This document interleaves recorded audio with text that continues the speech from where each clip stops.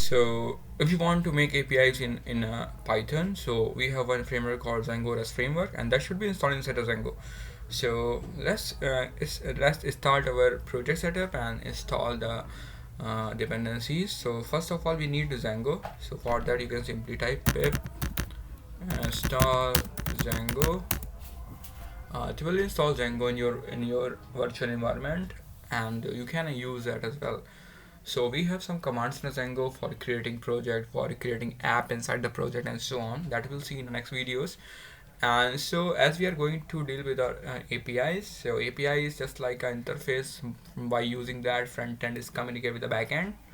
So for that you can use it. And so for handling APIs in a Python, we have multiple ways. So but we are using Django framework, so it is better to install Django REST framework. So pip install Django REST framework. You can see it is installing. Okay, so Django REST framework has been installed, and if you want to see whether it is installed or not, you can simply use the pip freeze command over there. It will update your requirement.txt file. Let me see.